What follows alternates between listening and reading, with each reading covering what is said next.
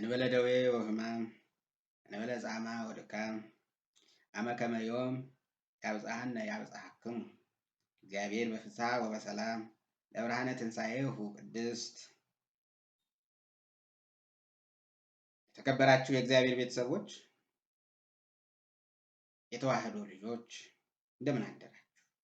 በልዑል እግዚአብሔር ቸርነት በእመቤታችን በቅድስት ድንግል ማርያም አማላጅነት በቅዱሳን ሁሉ ተራዳይነት እንኳን ለታላቁ ለቅዱሱ ሰሙነ ሕማማት በሰላምና በጤና በፍቅር አደረሳችሁ። ይህ ሳምንት በዓመቱ ውስጥ ከሚገኙ ዕለታት ሁሉ እጅግ የተለየ እጅግ የከበረ እጅግም ደግሞ ቅዱስ የሆነ ሳምንት ነው። ልዩ የሚሆነው የሕይወታችን ትርጉም የመድኃኒታችን ዋጋ የመዳናችን ዋጋ የነፍሳችን ቤዛ የዘላለማዊ ሕይወታችን መሰረት የሆነው የጌታችን የመድኃኒታችን የኢየሱስ ክርስቶስ መራራ ሕማማትን በልባችን የምናስብበት በዓይነ ሕሊናችን የምናየውን መከራ በስግደት የምናዘክርበት በእንባ የምናለቅስበት በፍቅር የምንመረምርበት ጥልቅ ሳምንት በመሆኑ የፍቅሩን ጥልቀት ወደ ውስጣችን አዝልቀን የምንመረምርበት የትሕትናውን ልዕልና በነፍሳችን የምናስተውልበት ከመከራው ትምህርት የምንማርበት ከሁሉም በላይ ደግሞ የትንሣኤውን ብሩህ ተስፋ በሙሉ ልባችን የምናፍቅበት የዘላለም ሕይወት ተስፋችንን የምናድስበት እጅግ የተቀደሰ ሳምንት ነው። ይህ ሳምንት የንስሐ እንባ የምናፈስበት፣ ራሳችንን ለእግዚአብሔር የምናስገዛበት፣ ከኃጢአት የምንርቅበት፣ ወደ ጽድቅ የምንቀርብበት የፍቅር ሳምንት ነው። በዚህ ሳምንት ውስጥ ጌታችን መድኃኒታችን ኢየሱስ ክርስቶስ የተቀበለውን 13ቱን ሕማማተ መስቀል እያሰብን እንሰግዳለን፣ እንጸልያለን፣ እናለቅሳለን። 13ቱ ሕማማተ መስቀል የሚባሉት በብረት ሐብል መጋፊያና መጋፊያው እስኪጋጠም ድረስ የኋሊት መታሰሩ፣ ከአፍንጫው ደም እስኪወጣ ድረስ 25 ጊዜ በጡንቻ መመታቱ፣ 65 ጊዜ ከግድግዳ ጋር መጋጨቱ፣ 120 ጊዜ በድንጋይ ፊቱን መመታቱ፣ 365 ጊዜ በሽመል መደብደቡ፣ 80 ጊዜ ጽሕሙን መነጨቱ፣ 6666 ጊዜ መገረፉ፣ አክሊለ ሦክ በራሱ ላይ መደፋቱ፣ 136 ጊዜ በምድር ላይ መውደቁ፣ ሳዶር፣ አላዶር፣ ዳናት፣ አዴራና ሮዳስ በሚባሉ በአምስቱ ቅንዋተ መስቀል በችንካር መቸንከሩ፣ መራራ ሐሞትን መጠጣቱ፣ መስቀሉን ተሸክሞ መንገላታቱ፣ በመስቀልም መሰቀሉ፣ እነዚህን 13ቱን ሕማማት እያሰብን የክርስቶስን የእግዚአብሔርን ፍቅር በልባችን እንዲሰርጽ የምናደርግበት ሳምንት ነው። ዛሬ ደግሞ የምንገኘው ይህን የፍቅር መድኃኔዓለም የከፈለልን ዋጋ የፍቅር ጥልቀት የጀመረበትን የሕማማቱ የመጀመሪያው ቀን ሰኞ ነው። ሰኞ የሕማማቱ ሳምንት የብርሃን መጀመሪያ ምልክት ብቻም ሳይሆን ከኃጢአት ባርነት፣ ከሞት ስልጣን፣ ከዲያብሎስ ቁራኝነት ለዘላለም ነፃ ያወጣን ጌታችን ኢየሱስ ክርስቶስን ተከትለን ወደ ቀራንዮ ኮረብታ ወደ መስቀሉ ወደሚያደርገው አሳዛኝ መራራ እጅግ ልብ የሚሰብር የሕማማት ጉዞ በልባችን የምንጀምርበት እጅግ የተቀደሰና የተመረጠ ቀን ነው። ይህ ጉዞ በመልክ በመከራ የተሞላ በሐዘን የከበደ ቢመስልም በውስጡ ግን እውነተኛ የፍቅር ምንጭ የነቃበት የሕይወት ውሃ የሚፈልቅበት ጉዞ ነው። የክብር ዘውድ የሚያስገኝ የትሕትና ትምህርት፣ የትዕግስት ማዕድ የምንማርበት ጉዞ ነው። ሞት የሚመስልም ቢሆንም ከሁሉም በላይ ግን ዘላለማዊ ሕይወት ተስፋ የምናገኝበት የዘላለም ድል የምንጎናጸፍበት የክብር ጉዞ ነው። በዛሬው መንፈሳዊ ስንቃችን ይህንን ድንቅና አስደናቂ ጉዞ ከጌታችን ጋር እንዴት በርትተን እንደምንጓዝ በእያንዳንዱም እርምጃችን ምን አይነት መለኮታዊ ትምህርትን እንደምናገኝ በመከራ ውስጥ እንዴት እንደምንበረታ በመስቀሉ ስር ተስፋችንን እንዴት እንደምናድስ እና በመጨረሻም በትንሣኤው ብርሃን እንዴት በድል እንደምንጨርስ በአንድነት እንመለከታለን። ይህ ታላቁ ቅዱስ ሳምንት የንስሐ፣ የትምህርት፣ የፍቅር እና የዘላለማዊ ተስፋ አድርገን በዚህ ሳምንት የምንወስደው ትምህርት ለሕይወታችን ዘመን ሁሉ የሚበቃ ለነፍሳችን ምግብ የሚሆን ለዘላለማዊ ቤታችን መሰረት የሚጥል ይሆንልን። አሜን። ዕለተ ሰኞ የሕማማቱ መጀመሪያ። ዛሬ ጌታችን መድኃኒታችን ኢየሱስ ክርስቶስ ምን አደረገ? መርገመ በለስ። ፍሬ ያላፈራችቱን ፍሬ የሌላትን በአረንጓዴነት ለምልማ የምትገኘውን ፍሬ አልባ በለስ የረገመበት ቀን። ውድ ወንድሞቼና እህቶቼ፣ መርገመ በለስን በምናስብበት ጊዜ በመጀመሪያ አእምሯችን ላይ የሚመጣው ፍርድ፣ ቁጣ፣ ምናልባትም የኃይል እርምጃ ሊሆን ይችላል። ነገር ግን በመንፈሳዊ ጥልቀት፣ በልበ ንጹህነት፣ በንስሐ መንፈስ ጠለቅ ብለን ስናስበው ይህ ክስተት እጅግ ጥልቅ የሆነ መለኮታዊ ፍቅርን፣ ምሕረትን እንዲሁም ደግሞ ለንስሐና ለለውጥ ወደ እግዚአብሔር ለመመለስ የቀረበልን ሩህሩህ ጥሪ እንደሆነ እንረዳለን። ጌታችን ኢየሱስ ክርስቶስ ከቢታንያ ሲወጣ ተራበ ይላል።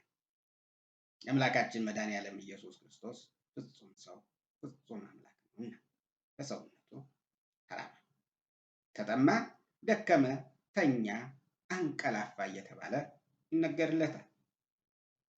ያቺ በለስ ቅጠል በዝቶባት በአረንጓዴ ለምለምነት አጊጣ ከሩቅ ስትታይ እጅግ የምታምር ፍሬ ያዘለች የምትመስል በለስ ነበረችና ወደ እርሷ ቀረበ። ከውጭ ስትታይ ፍሬ የሞላባት ፍሬ የምትሰጥ የተባረከች ትመስላለች። ነገር ግን ወደ እሷ ቀርቦ በጉጉትና በተስፋ ሲመለከት ፍሬ ሊያገኝባት ፈልጎ አጣ። ወቅቱ የበለስ ፍሬ የሚገኝበት ጊዜም አልነበረም ተብሎ በቅዱስ ወንጌሉ ተነግሯል። ነገር ግን ያለ ጊዜዋ ቅጠል በዝቶባት መታየቱ ግን ፍሬን መጠበቅ፣ ፍሬን ማፍራት፣ በጊዜው ፍሬ እንደሚገኝባት ተስፋ ማድረግን ያሳያል። ጌታችንም ወደዚያች ፍሬ በተራበ ጊዜ ሄደ። ነገር ግን ከሩቅ እንደምትታየው በአረንጓዴነት ለምልማ የምትታየው ያቺ ፍሬ፣ ያቺ ቅጠል፣ ያቺ በለስ አንዳችን ፍሬ ያልነበረባት ጌታችን መድኃኒታችን ኢየሱስ ክርስቶስን በምሬት አሁን ጀምሮ ለዘላለም ፍሬ አይገኝም ይሻላት። ይህ የቁጣ ቃል ሳይሆን የሐዘን ቃል ነው። ይህ ቃል የተነገረው ለበለሲቱ ብቻ አይደለም። በዛን ጊዜ የነበሩ እስራኤላውያን፣ አይሁዳውያን አስመስለው የሚኖሩ ግን በውስጣቸው ፍሬ ለሌላቸው ለእስራኤላውያን ምሳሌ፣ እንዲሁም ደግሞ እኛ ማተቡን አስረን የምንውለበት ቦታ ዳንስ፣ ጭፈራ፣ ቀልድ፣ ቧልት፣ ዘረኝነት፣ ጥላቻ፣ ቂም፣ በቀል ከሚሰበክበት ቦታ ለምንውል ለእኛ ምሳሌ ናት በለሷ። በሌላው በኩል ደግሞ የፍቅር ምሳሌ ናት። የፍቅር ምሳሌ ስንል በለሷን እየረገማት በለስ ይላሉ አባቶቻችን። በለስ ቅጠሏ ሰፋፊ ነው። ኃጢአትም እንደዚያ ሰፎ የነበረበት ዘመን ስለሆነ ፍሬ የሌለበት ፍሬ የማያፈራበት ዘመን የተባለው ለዛ ነው። ዘመኑ የበለሷ ፍሬ የሚያፈራበት ወቅት አልነበረም የተባለው ኃጢአት ሰልጥኖ አስመሳይነት በዝቶ ክፋትና ተንኮል፣ ቂምና በቀል፣ ዘረኝነትና መገዳደል የበዛበት ዘመን ላይ ስለሆነ ያ ወቅት የፍሬ ወቅት ማን ነበር? ግን ያስመሰለችን ዕፀ በለስ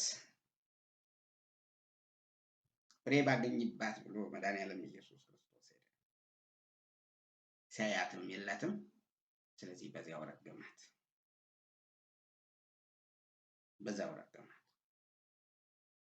እንዲህም አላት፣ ከእንግዲህ በኋላ ፍሬ አይገኝብሽ። የተረገመችው በአንጻረ በለስ ኃጢአት ናት። ክርስቶስ ሲመጣ ኃጢአት በሰዎች ላይ ሰፋ፣ ለምልማ ነበር። ስለዚህ ያቺ ኃጢአት ከእንግዲህ በኋላ ፍሬ አይገኝብሽ ብሎ ስለረገማት ኃጢአትን በአንጻረ በለስ ረገመልን። ኃጢአት የሰለጠነችብን አብባብን ለምልማብን የነበረችን ኃጢአት ምን አደረገልን? ረገማት። ስለዚህ የፍቅር ነው፣ የቁጣም አይደለም። በኃጢአት ላለን ላልተመለስን በተረገመው ኃጢአት ውስጥ ለምንኖር ለኛ ይህ ቃል አስፈሪ። ነገር ግን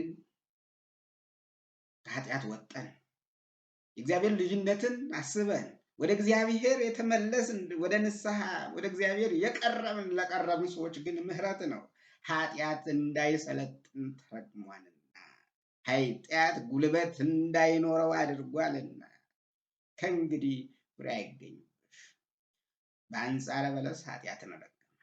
በለስ ቅጠሏ ሰፋፊ እንደሆነ ሁሉ ኃጢአትም በዛ ዘመን ላይ እንደ በለስ ቅጠል ሰፎ የነበረበት ነበርና መድኃኒዓለም ኢየሱስ ክርስቶስም ከእንግዲህ ፍሬ አይኑርብሽ ብሎ በአንጻረ በለስ ኃጢአትን ረግሟል። ለምን ጌታችን ኢየሱስ ክርስቶስ ይህንን አደረገ? ምክንያቱም ጌታችን ከእያንዳንዳችን ከመንፈሳዊ ሕይወታችን መልካም ፍሬ እንድናፈራ በጽኑ ይፈልጋል። የሚፈልገው ፍሬ ምንድን ነው? ፍቅር ብቻም አይደለም። እምነት፣ ምጽዋት፣ ትህትና፣ ቸርነት፣ ትዕግስት፣ ይቅርባይነት፣ በጎነት፣ ቅድስና፣ ጽድቅ፣ እውነት፣ ትጋት፣ ተግሳጽ፣ ምሳሌነት፣ እነዚህን ፍሬዎች እግዚአብሔር ከኛ ይፈልጋል። እነዚህ ሁሉ የመንፈስ ፍሬዎች በመንፈሳዊ ሕይወታችን፣ በስጋዊ ሕይወታችን፣ በማህበራዊ ሕይወታችን፣ በቤተሰብ ሕይወታችን፣ በሙያችን፣ በንግግራችን፣ በሐሳባችን፣ በድርጊታችን ሁሉ እንዲታዩ መድኃኒዓለም ኢየሱስ ክርስቶስ ይፈልጋል። እኔ የወይን ግንድ ነኝ፣ እናንተም ደግሞ ቅርንጫፎች ናችሁ። በእኔ የሚኖር እኔም በእርሱ የምኖር እርሱ ብዙ ፍሬን ያፈራል። ከእኔም ተለይታችሁ ምንም ልታደርጉ አትችሉምና እንዳለ ጌታችን በዮሐንስ ወንጌል ምዕራፍ 15 ቁጥር 5። እግዚአብሔር ፍቅር ነው። ፍቅርን የሰጠን እርሱ ነው። ፍቅር ደግሞ በልብ ብቻ ሳይሆን በተግባር የሚገለጥ ሕያውና እውነተኛ መለኮታዊ ኃይል የእግዚአብሔር ጸጋ ነው። በለሲቱ ላይ ፍሬ አለመገኘቱ እምነት በተግባር ሳይገለጥ፣ ፍቅር በስራ ሳይታይ፣ በጎነት በሕይወታችን ሳይንጸባረቅ ሲቀር ምን ያህል ባዶና ዋጋ ቢስ፣ ምን ያህል ኃጢአተኞች የእግዚአብሔርን ቁጣ የሚያመጣ እንደሚሆን በምሳሌ ያስተምረናል።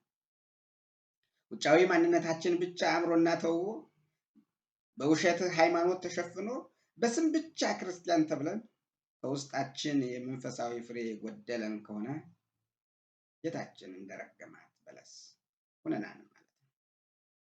ቅዱስ ጳውሎስ መንፈስ ቅዱስ የመንፈስ ፍሬዎች ብሎ በገላትያ ምዕራፍ 5 ቁጥር 22 እስከ 23 ያሉትን ፍቅር፣ ደስታ፣ ሰላም፣ ትዕግስት፣ ቸርነት፣ በጎነት፣ እምነት፣ የዋህነት፣ ራስን መግዛት፣ እነዚህን መንፈሳዊ ፍሬዎች በሕይወታችን መታየት፣ መለመድ፣ ማደግ፣ መብዛት አለባቸው ብሏል።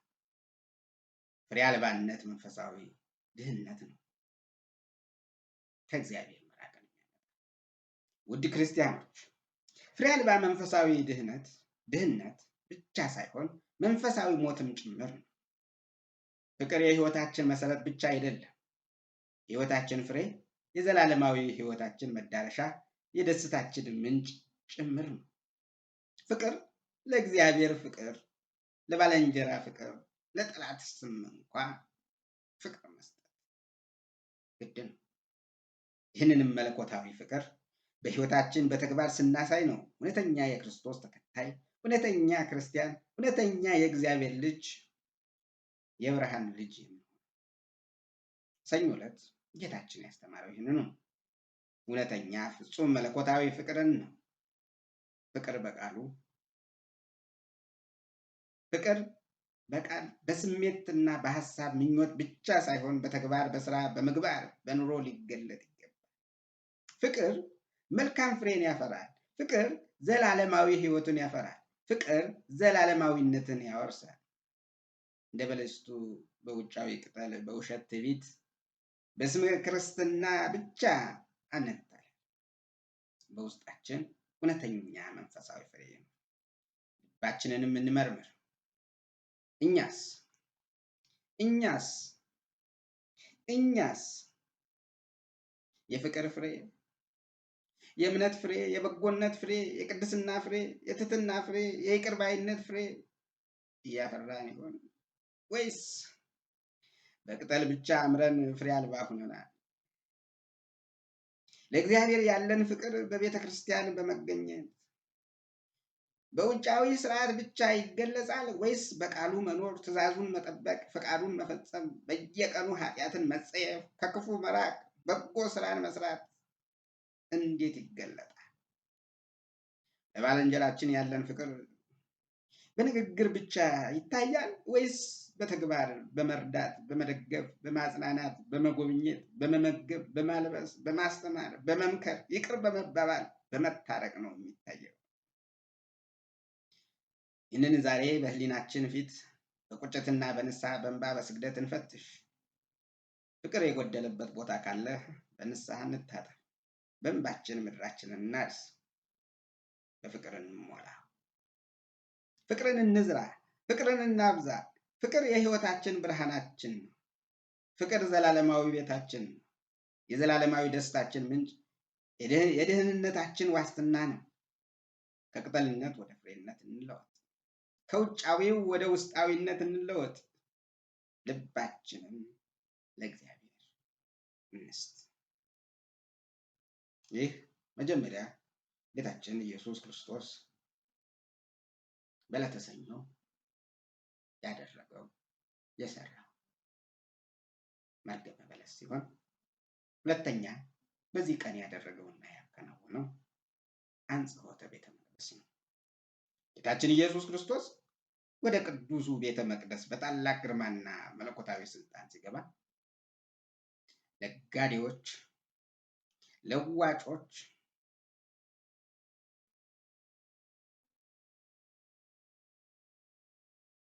በጽኑ ቃልና በግርፋት ሲያባርር፣ ገንዘብ ለዋጮችን ጠረጴዛ በቁጣ በኃይል ሲገለብጥ፣ የእንስሳትን መሸጫ ሲያፈርስ ስናይ የመጀመሪያ እይታ ኃይልና ቁጣ ማት የበቀለ እርምጃ ይመስላል።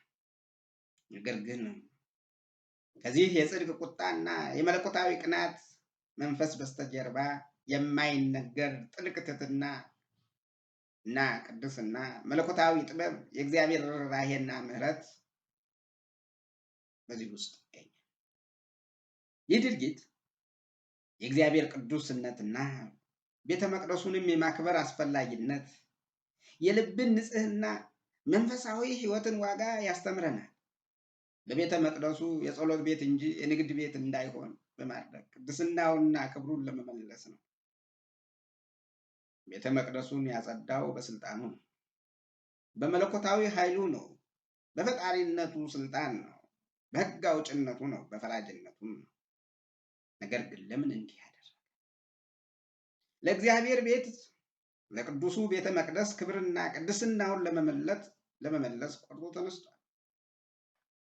ቤተ መቅደሱ የጸሎት ቤት፣ የእግዚአብሔር መገኛ ቦታ፣ የንስሐ የምሕረት ስፍራ፣ የትምህርት የምክር ቦታ፣ የቅድስና ማደሪያ እንጂ የንግድ ቤት፣ የትርፍና የስስት፣ የድሎትና የፈንጠዝያ፣ የጫጫታና የብጥብጥ የስካር ቦታ እንዳይሆን በማድረግ ቅድስናውን የቤተ መቅደሱን ቅድስና መልሷል። ሰዎችም ከዚያ ከጭፈራ፣ ከዚያ ከውሸት፣ ከዚያ ከስስት ቦታ እንዲመለሱ መክሯል።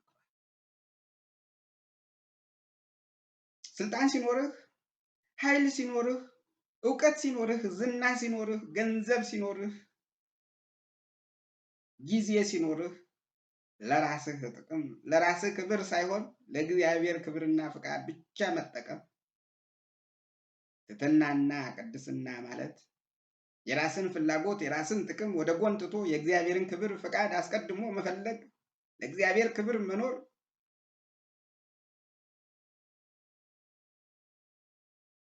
እውነተኛ ክብር ለእግዚአብሔር ስንሰጥ ነው። በቤተ መቅደሱ የነበረው ዋና ስር የሰደደ ችግር ምንድን ነው? የእግዚአብሔር ቅዱሱ ቤት የንግድ ቦታ፣ የስስትና የትርፍ፣ የውጫዊነትና የግብዝነት፣ የዓለማዊነትና የጫጫታ፣ የስጋዊነትና የድካም ቦታ ሆኖ ነበር። ሰዎች ወደ ቤተ መቅደስ የሚመጡት ለእግዚአብሔር ለመስገድ፣ ለመጸለይ፣ ለመማር፣ ንስሐ ለመግባት፣ ጸጋን ለመቀበል ሳይሆን ለመነገድ፣ ለመለወጥ፣ ለመግዛት፣ ለመሸጥ፣ ለመታየት፣ ለመደነቅ፣ ለራስ ወዳድነት፣ ለዝና ነበር። ይህ ደግሞ የእግዚአብሔሩን ቅዱስ ክብር እጅግ ያጎድፋል። ቤተ መቅደሱ የጸሎት ቤትነቱን አጥቶ የገበያ ቦታ፣ የጫጫታ ስፍራ፣ የግብዝነት መድረክ ሆኖ ነበር። ዛሬ ቤተ ክርስቲያናችንስ ምን ላይ ነው ያለችው? በቤታ ሆኖ የሚነግደው፣ ውሸት የሚናገረው፣ ሙስና የሚቀበለው፣ በዘመድ አዝማድ የሚቀጥረው ዛሬም ያ ጅራፍ በእጁ ላይ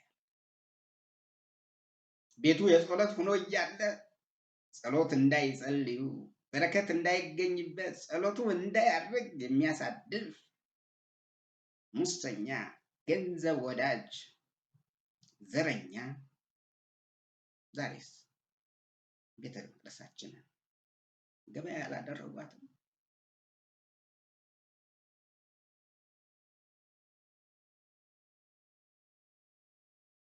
ዛሬስ ቤታችንስ ገንዘብ፣ ስስት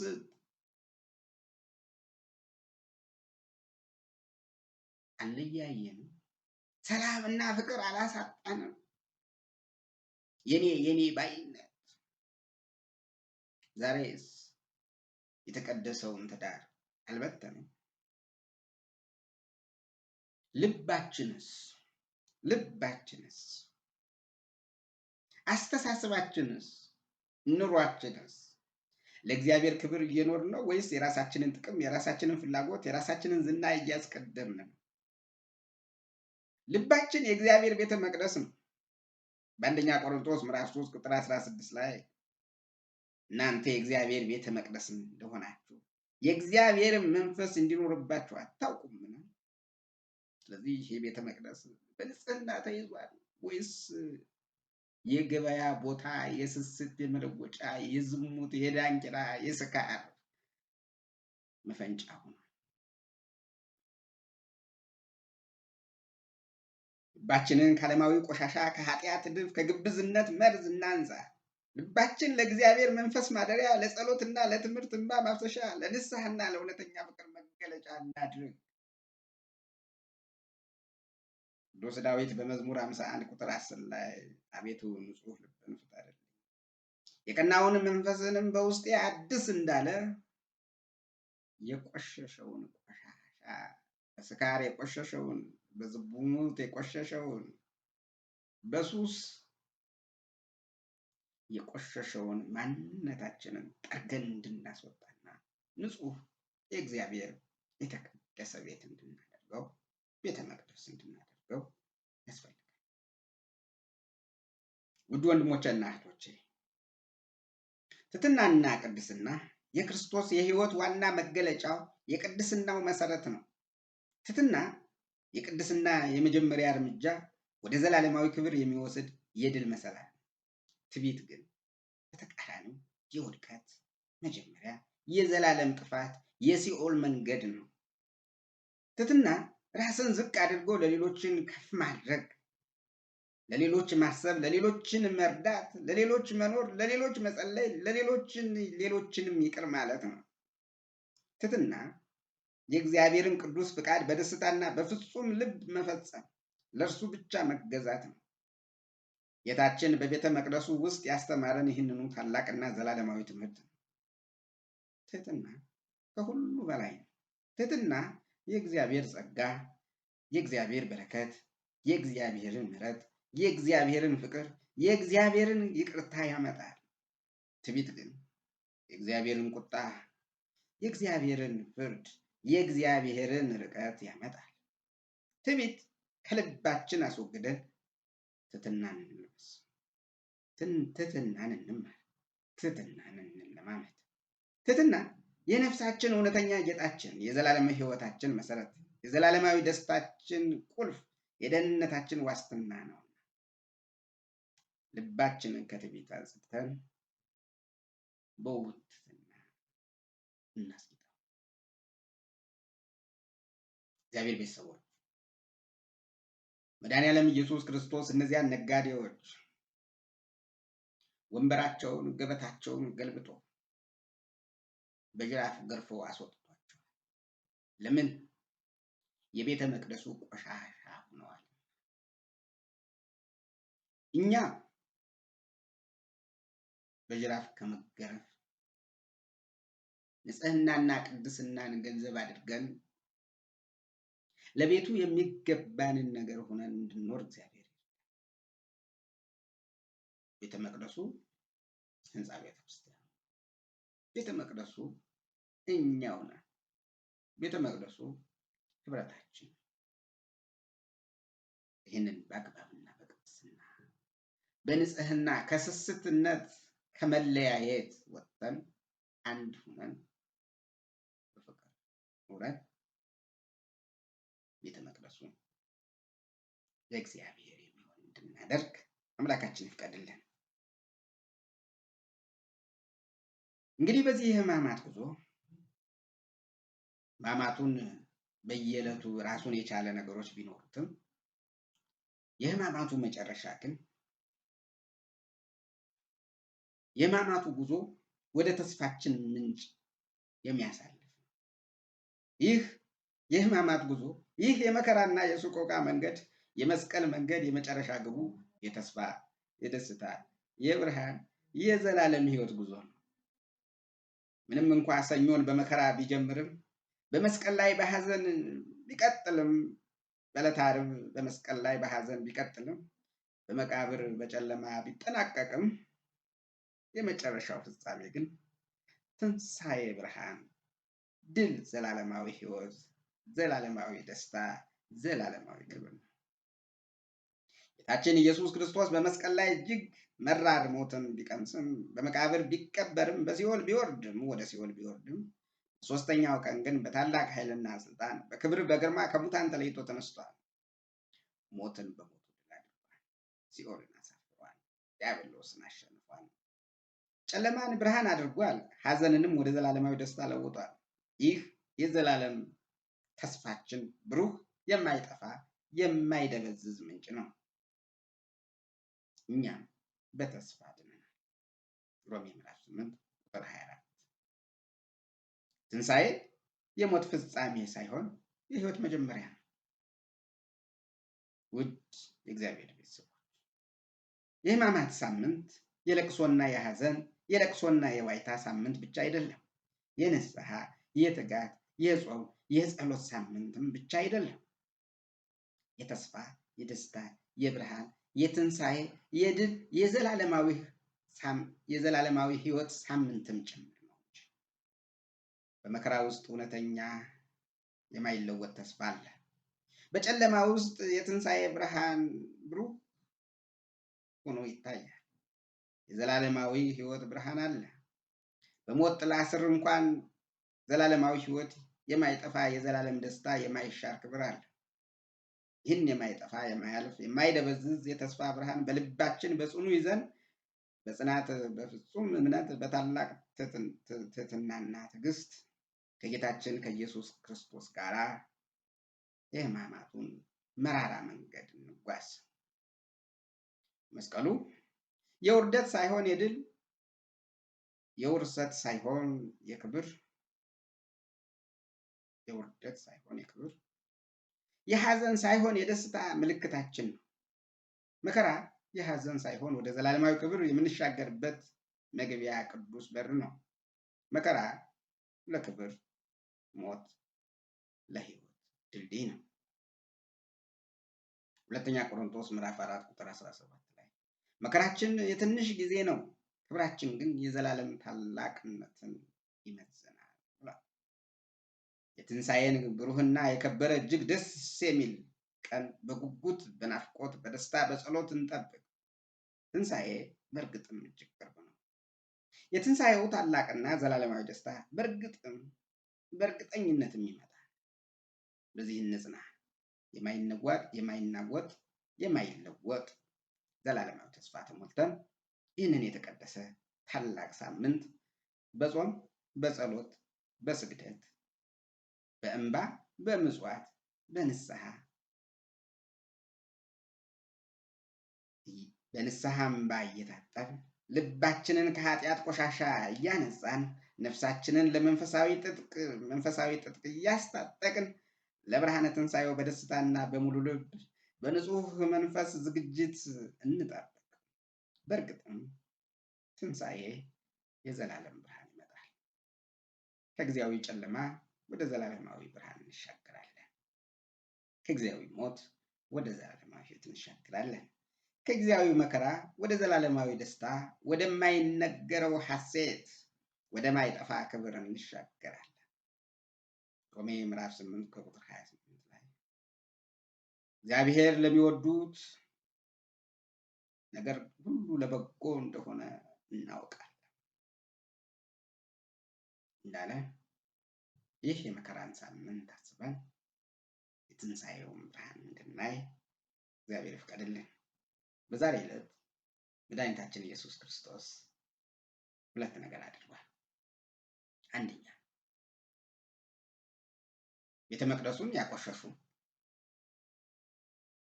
እና የቤተ መቅደሱንም ቆሻሻ ያጸዳበት፣ እንዲሁም ደግሞ በአስመሳይነት ለምልማ የታየችውን ያችን ዕፀ በለስ የረገመበት የለመለመች ኃጢአትን ከኛ ላይ ያስወገደበት ታላቅ ቀን ነው። እግዚአብሔር ይህችን ሳምንት በንጽህና በቅድስና ለዘላለማዊ ሕይወታችን ስንቅ የምንይዝበት እንዲያደርገን የእሱ መልካም ፈቃድ ይሁን። ወስብሐት ለእግዚአብሔር ወለወላዲቱ ድንግል ወለመስቀሉ ክቡር አሜን። ይቆየን። ነገም እንዲሁ ዕለቱን በተመለከተ ማክሰኞ በተመለከተ የተደረገውን ነገር ይዤ የሚመጣ ይሆናል ማለት ነው። እናንተም ደግሞ ለሌሎች እንዲደርስ ሼር ያደረጋችሁ ይህንን የእግዚአብሔር ቃል ላልሰሙት እንዲሰሙ እንድታደርጉ በልዑል እግዚአብሔር ስም ጠይቃችኋለሁ። መልካም የሰሙን